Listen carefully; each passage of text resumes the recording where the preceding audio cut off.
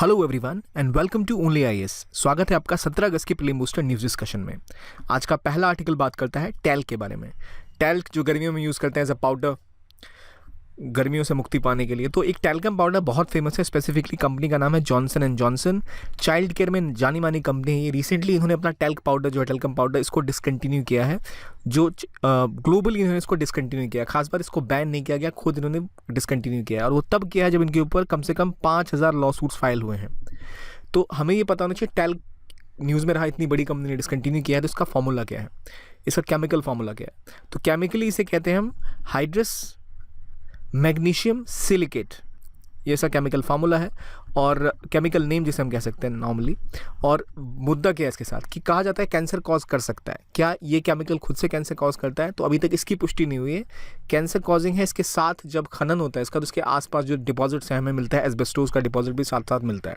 और एस्बेस्टोस बहुत बड़ा कैंसर कॉजिंग एक माना जाता है, एक इम्पैक्ट एस्बेस्टोस का हो सकता है। तो इसी वजह से FDA ने भी ऐसा कहा था कि इससे कैंसर हो सकता है और अब इन्होंने भी अपने सारे प्रोडक्ट्स को डिसकंटिन्यू कर दिया जितने टैल्कम पाउडर इनके थे वर्ल्ड ओवर। तो क्या था और कहाँ कहाँ यूज़ होता है?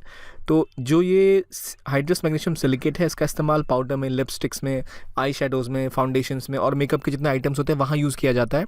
तो क्योंकि जहाँ इसका डिपॉजिट होता है वहाँ एस्बेस्टोस भी होता है तो इसलिए कैंसर कॉजिंग हो सकता है ये। तो इसलिए कई केमिकल्स जो यूज़ किए जाते हैं मेकअप किट्स में या बॉडी प्रोडक्ट्स में उनमें ऐसा खतरा होता है। और जॉनसन एंड जॉनसन जो मेजर कंपनी है स्पेसिफिकली बेबी केयर में है तो वहाँ और ज़्यादा घातक ही हो सकता है, इसलिए इन्होंने इसको डिसकंटिन्यू किया है। क्या नाम था इसका कंपनी का, टैल्कम का फार्मूला क्या था, क्यों और क्या कैंसर कॉजिंग इसके साथ है, ये हमें पता चल गया। राइट, आगे बढ़ने से पहले बताना चाहूँगा हमारे 2 प्रोग्राम्स के बारे में। एक, अगर आप ऐसी सिचुएशन में है जहाँ आपको बेसिक लेवल से प्रिपरेशन करनी है, आपके कॉन्सेप्ट्स क्लियर नहीं है, आप चाहते हैं एक जगह आपको पूरा 1 पॉइंटेड सॉल्यूशन मिल जाए आपकी प्रिपरेशन का, with prelims, mains, interview, test series, everything covered inside, तो वो है हमारा प्रारंभ का प्रोग्राम जो ऑनलाइन ऑफलाइन दोनों उपलब्ध है, जहां आपको स्पेसिफिकली टारगेट ओरिएंटेड पढ़ाई कराई जाती है। क्लासरूम प्रोग्राम्स हैं, ऑनलाइन सेंटर्स भी हैं जो आपको वीडियोस भी मिलते हैं उसमें, weekly test, doubt clearing sessions, everything is included in this. तो आप चाहें तो हमारा एक कोर्स ज्वाइन कर सकते हो। और अगर आप इस स्थिति में जहां आपको लग रहा है कि नहीं आपने बेसिक प्रिपरेशन कर रखी है, you are done with the basics, आपको प्रॉब्लम ये है कि अगला आइटम देना है और क्लैरिटी नहीं है किस किस लेवल तक तैयार किया जाए, कैसे मैनेज किया जाए, मोटिवेटेड रखा जाए, शेड्यूल क्या हो, टेस्ट कितने दिए जाए, तो आपके लिए हमारा MIP यानी मार्क्स इंप्रूवमेंट प्रोग्राम है जो फोकस करता है। आपको एक शेड्यूल दिया जाएगा, हफ्ते भर आप उसकी आंसर राइटिंग की प्रैक्टिस करेंगे, टॉपिक्स पढ़ेंगे और वीकेंड पे उसका टेस्ट होगा। अगर आप कहीं फंसते हैं या आपको कोई दिक्कत आती है तो मेंटोरशिप आपको प्रोवाइड की जाएगी, आप मेंटोर से बात कर सकते हैं, समझ सकते हैं क्या दिक्कतें हैं और आगे इसको कैरी फॉरवर्ड कर सकते हैं। इसमें आपको 47 प्रीलिम्स प्लस GS के टेस्ट हैं, 49 मेंस के टेस्ट हैं जो सारे चेक होंगे, आपको प्रॉपर फीडबैक मिलेगा और एक मेंटोरशिप भी प्रोवाइड की जाएगी। तो ये सारी न्यूज़ और जो प्रोग्राम्स इसके बारे में डिटेल में हमारे फ़ोन नंबर यहाँ पर आप वेबसाइट पर जाकर डिटेल्स ले सकते हैं। अगला आर्टिकल जो हम बात करेंगे वो बात करता है फंडामेंटल ड्यूटीज़ के बारे में। फंडामेंटल ड्यूटीज़ हमें पता है हमारा कॉन्स्टिट्यूशन का पार्ट है जो बाद में अमेंड करके लाया गया था। तो किस कमेटी की रिकमेंडेशन पर ऐड किया गया था पहले आपको ये पता होना चाहिए, तो वो है स्वर्ण सिंह कमेटी। किस आर्टिकल में आता है? 51A। राइट, कौन से अमेंडमेंट एक्ट के साथ जोड़ा गया? 42nd अमेंडमेंट एक्ट 1976 में इसको जोड़ा गया। क्या ये जस्टिसेबल है, यानी आप कोर्ट में आप जा सकते हो कि इसने एक्स आदमी ने अपने फंडामेंटल ड्यूटीज़ की पूर्ति नहीं की? नहीं, इट इज़ नॉट जस्टिसेबल। ये बेसिक सी चीज़ है। फंडामेंटल ड्यूटीज़ पता होते ही आपको ये पता होना चाहिए ये सारी हैं। कितनी फंडामेंटल ड्यूटीज़ हैं बात आ गई उसकी, तो 11 फंडामेंटल ड्यूटीज़ है। 11वां बाद में ऐड किया गया विच इज़ अबाउट अमेंड करके। तो 11वां क्या था? 11वां था to give your child education till 14, क्योंकि एजुकेशन फंडामेंटल राइट भी और फंडामेंटल ड्यूटी के अंदर भी आता है। तो ये हो गई फंडामेंटल ड्यूटीज़ का बेसिक सी कहानी जो आपको पता होनी चाहिए। अब सुप्रीम कोर्ट के चीफ जस्टिस ने बोला है कि फंडामेंटल ड्यूटीज़ का काम केवल कुछ चीज़ों को पूरा करना नहीं होता, छोटे मोटे पर्पसेस, बल्कि सोशल ट्रांसफॉर्मेशंस का कारण है कि सभी को शिक्षित करना, देश में जो हम भावनाओं की बात करते हैं, भाईचारा की बात करते हैं, जिससे पूरा देश ट्रांसफॉर्म हो जाए, वो तभी हो पाएगा जब हम फंडामेंटल ड्यूटीज़ पे फोकस करेंगे। और फंडामेंटल ड्यूटीज़ बोरो कहाँ से किए गए हैं? तो कॉन्स्टिट्यूशन ऑफ रशिया से इंस्पायर्ड है ये। जो भी फंडामेंटल ड्यूटीज़ हैं, फंडामेंटल राइट्स हैं, वो कहाँ से क्या बोरो किया गया है कॉन्स्टिट्यूशन में, पॉलिटी का बड़ा इंपॉर्टेंट पॉइंट है, आपको पता होना चाहिए। तो जो 11 फंडामेंटल ड्यूटीज़ हैं वो क्या क्या है कि आप पहले रिस्पेक्ट करेंगे इंडिया के आइडियल्स को, इंस्टीट्यूशंस को, नेशनल फ्लैग को, नेशनल एंथम को, जो आइडियल्स हैं फ्रीडम स्ट्रगल के उसको आप फॉलो करोगे, उसको चेरिश करोगे, जो सोवरेनिटी है, इंटीग्रिटी है इंडिया की उसको आप हेल्ड करोगे, कंट्री को डिफेंड करोगे, और जब नेशनल सर्विस के लिए बुलाया जाए तो आप जाएंगे, हार्मनी और कॉमन ब्रदरहुड को आप बढ़ावा देंगे, चाहे वो रिलीजियस हो चाहे लिंग्विस्टिक, उससे परे हटकर जो हेरिटेज है इंडिया की उसको प्रोटेक्ट करेंगे, इंडिया की जो नेचुरल इन्वायरमेंट है उसको प्रोटेक्ट करेंगे, और scientific temper, humanism, spirit of inquiry पे फोकस करेंगे, सेफगार्ड करेंगे पब्लिक प्रॉपर्टी, वायलेंस को दूर रखेंगे, और जितने भी आपके इंडिविजुअल कलेक्टिव एक्टिविटी है नेशन की उसको हायर लेवल तक लेके जाएंगे। और छठा 11वां जो था वो ये था कि जो 6 और 14 ईयर्स के बीच के बच्चे हैं, आपकी ड्यूटी है कि वो आप उनको एजुकेशन दें। ये ऐड किया गया 36 कॉन्स्टिट्यूशन अमेंडमेंट एक्ट 2002 के अंतर्गत। तो ये थी हमारी फंडामेंटल ड्यूटीज़ की पूरी कहानी जो आपको पता होना चाहिए। एक और जजमेंट जो इसमें फेमस है वो रंगनाथन मिश्रा कमेटी की judgment, Ranganath Mishra committee judgment 2003 की, जिसमें कहा गया था कि सोशल सैंक्शन भी एक इंपॉर्टेंट पार्ट है इसका, न सिर्फ लीगल सैंक्शन, यानी सामाजिक रूप से भी देखा जाना चाहिए कि अगर आप देश को हानि पहुंचा रहे हैं तो वो आपकी ड्यूटी के खिलाफ है। और एम्स स्टूडेंट यूनियन वर्सेस जो जजमेंट थी उसमें कहा गया था कि ये एनफोर्सेबल नहीं है, लेकिन ये फंडामेंटल तो है। किस पार्ट में आता है कॉन्स्टिट्यूशन की, जरा मुझे बताइए, फंडामेंटल ड्यूटीज़ किस पार्ट में आती है, ये आपको पता होना चाहिए। अभी तक ड्यूटीज़ के बारे में जो मैंने बताया बहुत बेसिक सी चीज़ें हैं और ये आपको पता होनी चाहिए। कमिटी कौन सा पार्ट है, कौन सा आर्टिकल है, कौन कौन सी फंडामेंटल ड्यूटीज़ हैं, कब ऐड हुई, कमिटी का नाम क्या था जिसने रिकमेंड किया था, और क्या कुछ और रिकमेंडेशन थी या नहीं थी, ये सारी चीज़ें पता होनी ही चाहिए। Fundamental rights, fundamental duties, DPSP are core of your preparation, preamble, ये सब आपको अच्छे से रट्टा होना चाहिए। एक क्वेश्चन आया था पहले, देखते हैं उधर। Uphold protect the sovereignty, unity and integrity of India is a provision made in what? Fundamental duties का करेक्ट आंसर होता, आई होप आपको पता ही होगा। आगे बढ़ते हैं, अगला आर्टिकल बात करते हैं रामसार साइट्स के बारे में। 11 नए रामसार साइट्स ऐड हुए थे इंडिया की लिस्ट में, तो अब 75 रामसार साइट्स हैं। रामसार कहाँ पर बेस्ड है? तो ईरान का एक शहर है रामसार, जहाँ इसको ऐड किया जाता है। तो इंडिया में जो नए 11 रामसार साइट्स ऐड हुए हैं वो कौन कौन से हैं? एक है तंपारा लेक इन उड़ीसा, और मेजर एक फ्रेश वाटर लेक है। Tampara lake is a fresh water lake, याद रखिए। और बड़ा इंपॉर्टेंट हैबिटेट है, यहाँ पर आपको पोचर्ड और रिवर स्टर्न मिलते हैं। फिर हीराकुड रिजर्वेयर उड़ीसा में, इसको भी ऐड किया गया। हीराकुड एक फेमस डैम है, लार्जेस्ट अर्दन डैम उड़ीसा का, ये 1957 से शुरू हुआ था। फिर अनुसूपा लेक उड़ीसा का, यशवंत नगर सागर जो मध्य प्रदेश में है उसको ऐड किया गया, जो इंदौर में है, जो पूरे शहर को वाटर सप्लाई करता है। वल्नरेबल सारस क्रेन यहाँ पर मिलती है, इंपॉर्टेंट है जो। फिर आपका चित्रंगुड़ी बर्ड सेंचुरी तमिलनाडु की, जिसको चित्रंगुदी कमोली भी कहते हैं, यहाँ पर भी माइग्रेटरी बर्ड्स काफ़ी मात्रा में आते हैं। फिर सुचिंदारम तेरूर वेटलैंड कॉम्प्लेक्स तमिलनाडु का ऐड किया गया, ये भी एक इंपॉर्टेंट बर्ड एरिया है, IBA डिक्लेयर्ड है ये, क्योंकि जो सेंट्रल एशिया से चिड़ियाँ उड़ के आती हैं, जब माइग्रेट करते हैं तो उस रूट में सारे पड़ते हैं। फिर वधुवर बर्ड सेंचुरी तमिलनाडु में, इसे भी ऐड किया गया, एक इरिगेशन वाटर टैंक है, ह्यूमन मेड ये एक टैंक है। माइग्रेटरी बर्ड यहाँ भी बहुत सारी आती हैं। फिर कंजीरीकुलम बर्ड सेंचुरी तमिलनाडु में है, तो कंजीरीकुलम जो बर्ड सेंचुरी है यहाँ पे नेस्टिंग पीरियड होता है, हेरॉन स्पीसीज़ की जो बर्ड आती है फेमस है। हेरॉन हो गई, सारस क्रेन हो गई, बड़ी इंपॉर्टेंट बर्ड्स हैं, ये काफ़ी न्यूज़ में रहती हैं। बबूल के ट्रीज़ हैं, उसका इस्तेमाल यहाँ करते हैं रूस्टिंग के लिए, हेरॉन स्पीसीज़। तो वो कहाँ है? कंजीरनकुरम बर्ड सेंचुरी किस जगह है? तमिलनाडु में। तो लोकेशन भी आपको थोड़ी सी पता रहे तो चीज़ें आसान हो जाती हैं। थाने जैसे आपको पूछा जाए तो पता होगा, महाराष्ट्र में थाने है, काफ़ी फेमस जगह है। यहाँ का एक फ्रेश वाटर का इंपॉर्टेंट सोर्स है थाने क्रीक, जहाँ पे थाने क्रीक फ्लेमिंगो सेंचुरी है। फिर एक हिगम वेटलैंड सेंचुरी जम्मू कश्मीर में, जो झेलम के ही बेसिन में पड़ती है ये, और ये भी एक IBA रिकॉग्नाइज है, इंपॉर्टेंट बर्ड एरिया। फिर शालबाग वेटलैंड कंजर्वेशन रिजर्व जो जम्मू एंड कश्मीर में है। तो इनके नाम भी आपको याद होना चाहिए, क्या क्या है, कहाँ कहाँ पर है, कौन से नए ऐड हुए हैं। तो एक क्वेश्चन देखते हैं जो पहले पूछा गया है, the wetland of international importance is bought under Montreux record, what does it implies? Changes in ecological character has occurred or occurring are likely to occur in the wetland as a result of human interference. The country in which the wetland is located should enact a law to prohibit any human activity within 5 kilometers from the edge of the wetland. Survival of the wetland depends on the cultural practices and traditions of certain communities living in its vicinity.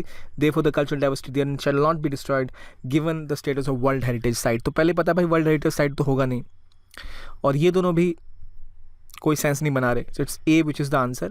But हमेशा याद रखिए जब भी आप PYQ solve कर रहे हैं, extreme state अगर वर्ड कोई मिलता है तो उसको पहले आप पॉइंट आउट करो, एक्सट्रीम वर्ड है क्या, ये सही स्टेटमेंट है या नहीं। अक्सर वहाँ से आप आंसर पकड़ सकते हैं। Then you look at the basics, आपको टॉपिक्स क्लियर है या नहीं। तो ये हो गई रामसार साइट्स की बात। बार बार ये टॉपिक्स आते रहते हैं, इसलिए मैंने ज़रा डिटेल में इसमें कवर नहीं किया है, हमने ऑलरेडी कुछ टाइम पहले भी इसको कवर किया था। आगे बढ़ते हैं और पिन कोड के बारे में बात करते हैं। 50वीं सालगिरह थी हमारी इस बार। पिन कोड जब इंट्रोड्यूस किया गया उसकी 75th इंडिपेंडेंस डे के दिन ही इसके 50 साल होते हैं। और पिन कोड की खास बात यह है कि पिन कोड की वजह से जो आपका 6 डिजिट का कोड होता है, ये अगर आप दिल्ली में तो 11 या 00 110067 मान लो, 110087 मान लो, ऐसे कोड्स होते हैं। ये न्यू दिल्ली का कोड है। तो पिन कोड मतलब होता है जिसके थ्रू आप सॉर्ट कर पाएँ आप कहाँ पर हैं, ताकि आपका चिट्ठी आप तक पहुँच पाए। बड़ा इंपॉर्टेंट है इंडिया में। इसको किसने इंट्रोड्यूस किया था, किसने इसको डेवलप किया था, तो वो नाम ज़रा याद कर लीजिए। काफ़ी इंपॉर्टेंट नाम है वो। तो वो एक एडिशनल इंडिया के जो सेक्रेटरी थे, उनका नाम था भीखाजी वलनकर। एक बहुत बड़े संस्कृत के स्कॉलर थे ये, भीखाजी वलनकर। इन्होंने इसको इंट्रोड्यूस किया था, इन्होंने बेसिकली फ्रेम अप किया था। और इतनी ज़्यादा जब डाइवर्सिटी है तो वो चिट्ठी एग्जैक्टली आपके घर तक क्यों पहुंच जाती है, तो पिन कोड की वजह से पहुंच जाती है। तो पिन कोड की कहानी क्या है, कैसे ये काम करता है, देखिए। पिन कोड में 6 डिजिट होते हैं। पहला डिजिट दिखाता है कि आप किस रीजन में हैं, नॉर्थ में, ईस्ट में, वेस्ट में, साउथ में। दूसरा जो है वो आपकी आर्मी, जो दूसरा है वो आपको सब रीजन दिखाता है कि उस ईस्ट में आप किस राज्य में हैं। और फिर तीसरा आपको दिखाता है कौन सा डिस्ट्रिक्ट है। फिर चौथा आपका सॉर्टिंग डिस्ट्रिक्ट दिखाएगा कि कहाँ से मेन डिस्ट्रिक्ट तक कौन सा है। फिर जो 2 बचते हैं वो आपका दिखाता है कि कौन सा पोस्ट ऑफिस आपका है जहाँ पर वो चिट्ठी जानी है, ताकि एग्जैक्टली उसी लोकेशन पे पहुँच जाता है वो। तो जैसे मैं आपको बताया, श्रीराम भीखाजी वलनकर, इन्होंने ही इसको इनिशिएटिव को शुरू किया था, जो सीनियर मेंबर थे पोस्ट और टेलीग्राफ बोर्ड के। पिन कोड की रेलेवेंस क्या है, तो अभी भी चाहे आप फूड डिलीवरी की बात करें, चाहे ई-कॉमर्स की बात करें, वो सब कुछ जो आपके घर तक बिल्कुल बिना किसी झिझक के पहुंचता है। और इंडिया में तो खास बात यह है, लोगों को कुछ पता भी नहीं होता, एड्रेस, हाउस नंबर नहीं होता इंडिया में। बाकी आप कहीं जगह जाएँ तो हाउस नंबर होता है, इंडिया में लोगों का हाउस नंबर भी नहीं होता। गाँव का बस आप बता देते हो यहाँ जाना है, इन द केयर ऑफ, या सन ऑफ, या डॉटर ऑफ, इतना आप लिख दो, बस वो आपके घर तक पहुंच जाएगा। तो वो इसलिए होता है क्योंकि पोस्ट ऑफिस और पिन कोड का नेटवर्क इतना ज़्यादा स्ट्रांग है कि वो सॉर्ट आउट बहुत अच्छे से कर पाते हैं। It is more efficient in terms of delivery मेरे हिसाब से देन इवन अमेरिकन सिस्टम, क्योंकि अमेरिका में आपको हाउस नंबर लिखना पड़ेगा। इंडिया में हाउस नंबर नहीं भी लिखो तब भी, गली नंबर भी ना लिखो, आप एरिया लिख दो सामने काली टंकी के पीछे वाली गली में, तो वो आपके घर तक पहुंचा देता है। वो क्यों हो पाता है, क्योंकि पिन कोड इतना ज़्यादा एक्यूरेट है। और अभी जो पोस्टल इंडिया था, जो सफ़र कर रहा था फाइनेंशियली, उसको एक नई लीज ऑफ लाइफ मिली है। क्यों? क्योंकि जब ई-कॉमर्स स्टार्ट हुआ तो इंडिया पोस्ट के थ्रू बहुत सी चीज़ें पहुंचाई जाती हैं। तो जो इंडिया पोस्ट ऑफिस की रेलेवेंस बहुत ज़्यादा है, स्पेसिफिकली अब जब उसमें बैंकिंग अकाउंट्स भी खोले जा रहे हैं। तो जिन्होंने शुरू किया इसको, श्रीराम वेलनकर, वो एक बड़े इंपॉर्टेंट संस्कृत पोएट थे। इनकी एक लिटरेसी बुक बहुत फेमस है, विलोम काव्य, जो आपको पता होनी चाहिए, विलोम काव्य। और इसको मास्टरपीस कहा जाता है, जो इन्होंने श्री राम की प्रेज में लिखी थी। और एक साइड से पढ़ो तो ये आप लॉर्ड राम के बारे में है, और पीछे से पढ़ो तो ये कृष्ण को डेडिकेट हो जाती है, लॉर्ड कृष्ण को। तो ये रेलेवेंस है इस इन पोएट की बुक का, जिसका नाम है विलोम काव्य। फिर पिन कोड की बात जब आती है तो अभी भी, जैसे हमने बताया, व्हाट्सएप, इंस्टाग्राम, ईमेल आ चुके हैं, पर अभी भी रेलेवेंट बहुत ज़्यादा है। जैसे मैंने बताया, ई-कॉमर्स हो, कुरियर्स हो, बहुत सी चीज़ें हैं जो इसके थ्रू ही पहुँचती हैं। अगला आर्टिकल बात करता है नवरोज़ फेस्टिवल के बारे में। नवरोज़ फेस्टिवल इंडिया में 16 अगस्त को मनाया गया, और दुनिया भर में हालांकि मार्च में ही मना दिया जाता है। क्यों ऐसा होता है? देखिए, असल में नवरोज़ एक पर्शियन न्यू ईयर है। पहले, आज जो ईरान है वो पहले पर्शिया कहलाता था, और इंडिया में बहुत से पर्शियन लोग आए थे इंडिया में, जिन्हें हम इंडिया में कहते हैं पारसीज, जिनको इंडिया में माइनॉरिटी कम्युनिटी का टैग भी मिला हुआ है। जब इस्लाम स्थापित हुआ ईरान में, तो कई लोग वहाँ से, ईरान से इंडिया की तरफ आए। जो गुजरात के कोस्ट पे जो आए, उनका नाम वो पारसी कहलाते हैं इसलिए। और क्योंकि ईरान को क्या कहते थे हम, पर्शिया कहते थे, गुजराती में भी, नॉर्मली भी, तो वो उनको पारसी न्यू ईयर है ये नवरोज़। और इंडिया में ये लेट इसलिए आता है क्योंकि इंडिया में जो कैलेंडर फॉलो होता है वो दूसरा है। इंडिया में पारसी जो कैलेंडर फॉलो करते हैं वो होता है शहनशाही कैलेंडर, शहनशाही कैलेंडर। और दुनिया भर में जो बोला ना मैंने आपको, मार्च में मनाया जाता है, वो इसलिए मनाया जाता है क्योंकि वो ईरानियन न्यू ईयर मान के उसको चलते हैं। तो इंडिया में जो पारसी कम्युनिटी है वो दूसरा एक कैलेंडर फॉलो करती है, इसलिए उनके हिसाब से न्यू ईयर अगस्त में शुरू होता है, इसलिए इंडिया में नवरोज़ अगस्त में मनाया जाता है। और जो किंग जमशेद हैं, इन्होंने क्रिएट किया था शहनशाही कैलेंडर, जो इंडिया में फॉलो होता है। Navroz is a list of UNESCO intangible culture heritage of humanity of India के अंदर ये आता है। तो इंटेंजिबल लेगेसी है इंडिया की नवरोज़। और क्यों इंडिया में अलग टाइम पे मनाया जाता है दुनिया के मुकाबले, ईरानी न्यू ईयर है और पर्शियन न्यू ईयर में क्या फ़र्क होता है, ये हमने समझ लिया। अब क्या कहानी थी, जैसे मैंने बोला कि लोग, पारसी लोग इंडिया माइग्रेट कर गए, कब हुआ था? क्योंकि वो पहले जो रिलीजन फॉलो करते थे, one of the oldest religion of the world is Zoroastrianism, जो एक मोनोथीस्टिक फेथ थी, जो 3500 साल पहले ईरान में प्रोफेट ज़रतुस्त्रा ने शुरू करी थी। तो ये पहले ऑफिशियल रिलीजन पर्सिया का यही हुआ करता था। बाद में इस्लाम की जब वहाँ शुरुआत हुई तो उसके बाद रिलीजन बदला, ईरान के लोगों का भी और ईरान का भी, और कई सारी कम्युनिटी जो प्रोसिक्यूट हो रही थी वहाँ पर, वो फिर इंडिया आई, जिनको इंडिया में शरण दी गई, और वो पारसी कहलाते हैं। और अभी वर्ल्ड पॉपुलेशन जो है वो 2.6 मिलियन है ज़ोरेस्ट्रियंस का अक्रॉस द वर्ल्ड। और अभी जैसे मैंने बताया, इंडिया में माइनॉरिटीज़ के नाम से नोटिफाइड है। इसके अलावा कुछ और नए साल मनाए जाते हैं जो थोड़े से प्रोमिनेंट कम है, नाम शायद आप उनका भूल जाएं, जैसे चैत्र शुक्ल प्रतिपदा। ये वैदिक न्यू ईयर हिंदू कैलेंडर के हिसाब से जो होता है उसे कहते हैं क्षेत्र शुक्ल प्रतिपदा, आपको गुड़ी पड़वा के बारे में पता होगा, युगाड़ी के बारे में पता होगा, न्यूज़ में रहती है। नवरेह जो है वो कश्मीरी न्यू ईयर है। चेटी चांद जो है वो सिंधियों का न्यू ईयर है। लुसोंग जो है वो सिक्किमीज न्यू ईयर है। और सजिबो चेरियोबा जो है वो मीती कम्युनिटी जो मणिपुर की है वो मनाती है, वो उनका न्यू ईयर कहलाता है। तो अगर आपसे पूछा जाए सजिबो चेरोबा और 4 नाम दे दिए जाए कुछ नेशनल पार्क्स के, कुछ किसी और चीज़ के, पूछा जाए इनमें से क्या न्यू ईयर को डिक्टेट करता है, क्या न्यू ईयर को दिखाता है, तो आपको पता होना चाहिए सजिबो चेरियोबा जो है वो एक न्यू ईयर का दिन है, जिस दिन न्यू ईयर स्टार्ट होता है इन मेती कम्युनिटी जो मणिपुर की है। लुसोंग क्या होता है, चेती चांद क्या होता है। चेती चांद तो फिर भी आप कैच कर लेंगे कि शायद लूनर से रिलेटेड कुछ होगा। तो कुछ ऐसे नाम जो आप ना पकड़ पाएँ, न्यूज़ में नहीं कवर होते हैं, जैसे सजीबो चेरोबा हो गया, लुसोंग हो गया, या फिर नवरोज़ और नवरेह में क्या फ़र्क है, ये चीज़ें आपको क्लियर होनी चाहिए, जो आई थिंक हो गई होंगी। अगला आर्टिकल बात करता है राइन रिवर के बारे में। बहुत इंपॉर्टेंट रिवर है यूरोप की ये, और जो वेस्टर्न यूरोप है उसके लिए तो बड़ा ही इंपॉर्टेंट है। बहुत सारा यहाँ से जो कार्गो है, जो इंडस्ट्रियल गुड्स है, मूव ऑन करता था, और अभी से नहीं, हिस्टोरिकली वहाँ की एक लाइफलाइन की तरह माना जाता है। रिसेंटली प्रॉब्लम ये है, काफ़ी गर्मी पड़ी है पूरे अक्रॉस यूरोप, और ब्रिटेन में तो पड़ी थी। तो पहली बार हमने देखा है कि राइन का जो वाटर लेवल है बहुत कम हो गया, इस वजह से वेसल्स मूव नहीं कर पा रहे हैं, तो जो शिपिंग रूट है वो ठीक से काम नहीं कर पा रहा। और ब्लैक सी के आसपास हमने देखा, और विवाद वहाँ रशिया यूक्रेन वाला भी चल रहा है उधर दूसरी साइड, तो बड़ी समस्या आ रही है वहाँ पर अब मूवमेंट ऑफ गुड्स की। तो ये वाटरवे है वेस्टर्न यूरोप का, बड़ा ही इंपॉर्टेंट वेस्टर्न वे है, से important artery of industrial transport कहते हैं, क्योंकि इसके आसपास जो रीजन है वो बहुत इंपॉर्टेंट इंडस्ट्रियल रीजन रहा है इस पूरे इलाके का। तो यहाँ देखने ये राइन रिवर है, तो कई इंपॉर्टेंट शहर इसके आसपास आपको दिख जाएंगे, चाहे फ्रैंकफर्ट हो या हैदलबर्ग हो, मेन्स हो, तो ये सारे यहाँ से चलते हैं। ये रिवर असल में निकलती है स्विट्ज़रलैंड से, स्विस रिवर है, यहाँ से निकलेगी और ये इधर तक जाएगी, तो एक बड़ा एरिया कवर करती है एल्प से लेके आपके नॉर्थ सी तक, और ये कनेक्टेड भी होती है बाकी रिवर्स के डॉनबी से, तो इसलिए ये ब्लैक सी तक भी चली जाती है। तो डॉनबी कहाँ बहती है ये भी आप देख लीजिए, ये आपकी राइन हो गई, ये डॉनबी हो गई, तो यहाँ कनेक्शन पॉइंट भी बना सकते हैं इसको, तो ये इधर भी चली जाती है। तो एक बड़ा इंपॉर्टेंट वाटर रूट है जो वाटरवे बना हुआ है, जिसको इंडिया भी डेवलप इंटरनली करना चाह रहा है विद बांग्लादेश, जो हमने नेशनल वाटरवे 1, 2, 3, 4 पे काम किया है।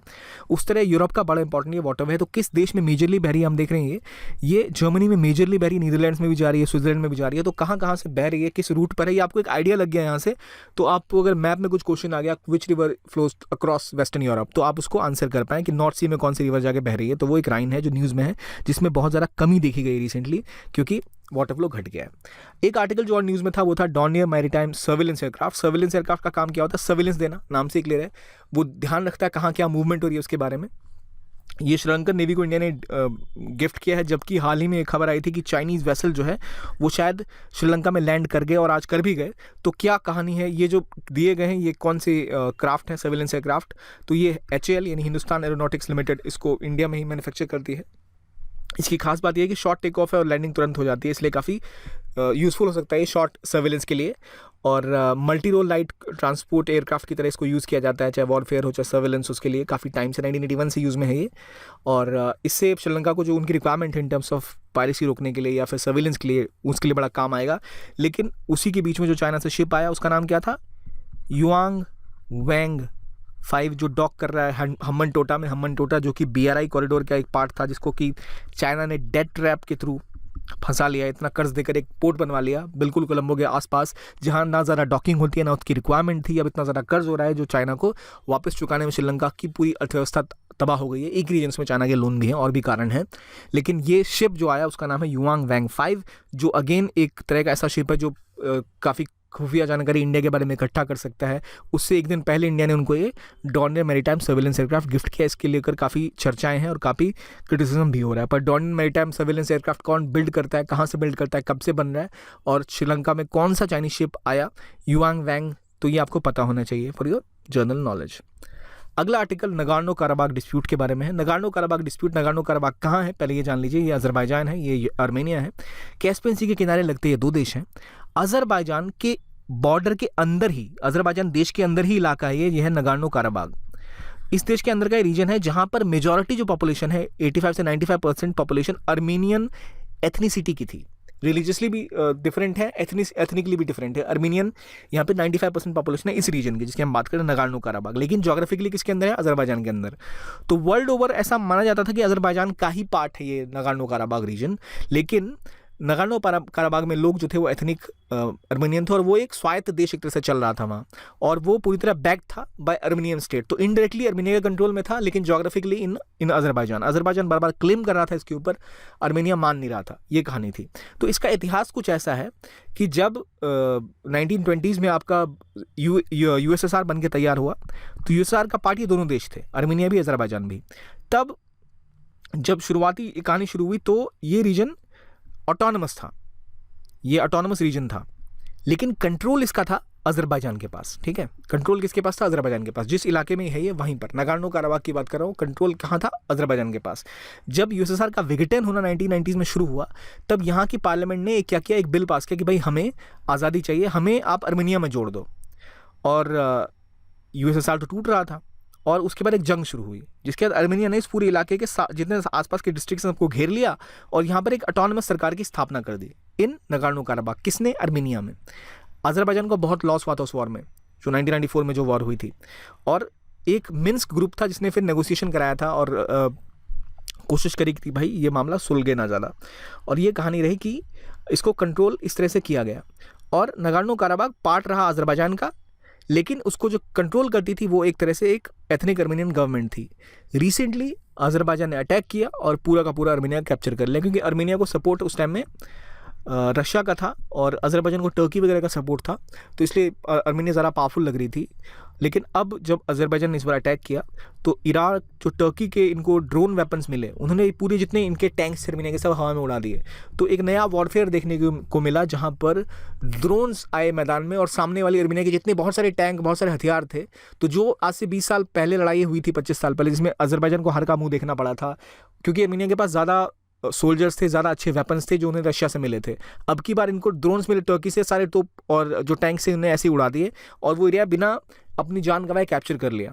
तो ये तब हुआ, अभी अजरबैजान ने इस एरिया पे कैप्चर कर लिया, अर्मेनिया के लोगों को वापस जाना पड़ा था। तो ये सिनेरियो है नगार्नो काराबाग का।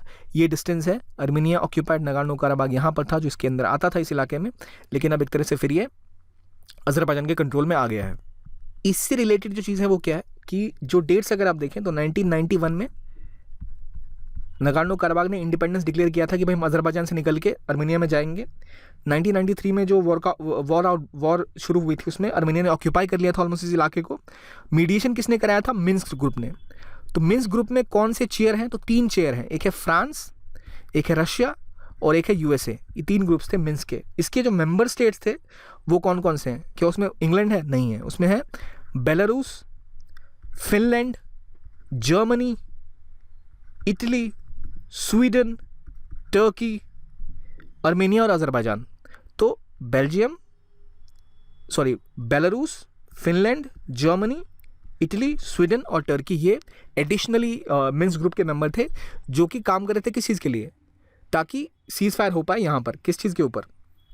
इस कॉन्फ्लिक्ट में। और इसको स्पेसिफिकली इस ग्रुप का नाम है organisation for security and cooperation in Europe, यानी OSCE। हाँ, OSCE इसका नाम है, organisation for security and cooperation in Europe, OSCP Minsk group. तो किस चीज़ से रिलेटेड है मिन्स्क ग्रुप, ये आपको पता लग गया।